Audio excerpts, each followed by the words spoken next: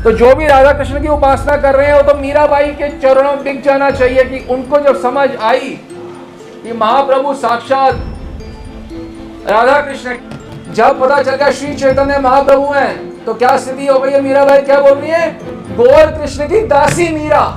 अभी हम सोचते हैं मेरे तो प्रभु गिरधर गोपाल बोलती है मीराबाई।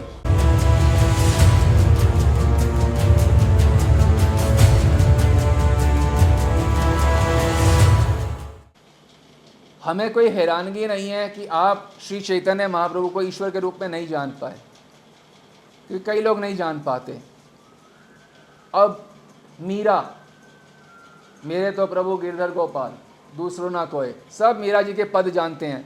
पर मीरा जी को भी जब ये पता चला कि श्री चैतन्य महाप्रभु ईश्वर हैं, तो उनकी क्या गति हुई आपको ये मालूम है? हम मीरा जी के पद उदित कर रहे हैं आपके समक्ष। अब तो हरिनाम धुन लो लागी साधो, सब जग बोलत माखन चोर, नाम धरो वैरागी। सब जग नाम जानते थे माखन चोर श्री कृष्ण का, अब वही जो कृष्ण है नाम धरो वैरागी, अब वो वैरागी हो गए हैं। संन्यास आश्रम उन्होंने स्वीकार कर लिया है। श्री कृष्ण ने संन्यास आश्रम स्वीकार किया और वो क्या बन गए? श्री चैतन्य महाप्रभु।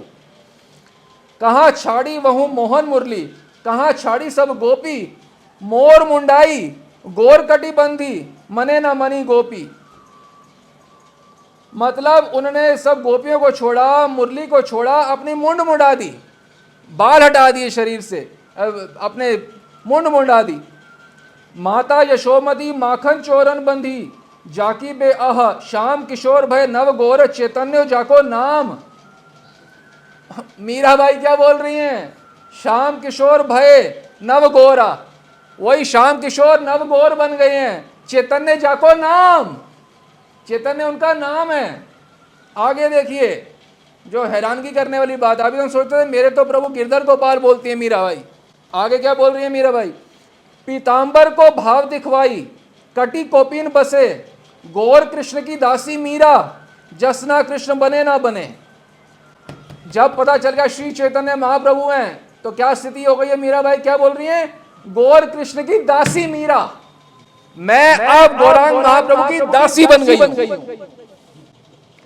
कोई हैरानगी नहीं है। क्यों हैरानगी नहीं है? क्योंकि ये समझ गए राधा कृष्ण की भी सेवा कर रही है, तो वही राधा कृष्ण को गौरांग महाप्रभु उनकी सेवा में क्यों छोड़ूं?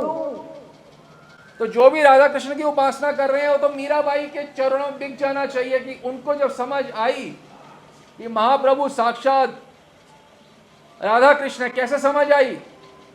गौड़िया संप्रदाय के निष्ठावान भक्तों का संग करके। तो वैसे ही आप सब लोग भी जो हैं, जब समझोगे राधा कृष्ण युगल ही महाप्रभु है, तो आप गौड़िया वैष्णव का संग करें तो आप भी समझ पाओगे कि इससे स्वअवसर और क्या मिलेगा। क्योंकि गौड़िया संप्रदाय में दो स्वरूप की प्राप्ति होती है। एक स्वरूप से तो राधा कृष्ण की दासी रूप में सेवा मिलती ही मिलती है, दूसरे स्वरूप से श्री चैतन्य महाप्रभु जो राधा कृष्ण ही हैं, उनके भी साथ उनके नित्य धाम नवद्वीप धाम मायापुर धाम के नाम से प्रसिद्ध है। नवद्वीप धाम मायापुर धाम दोनों नाम बोले जाते हैं।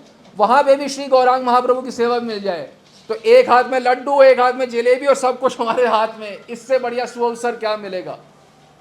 जो आप उपासना करें वो तो मिल ही रही है, राधा कृष्ण की सेवा साथ में, महाप्रभु की सेवा साथ में।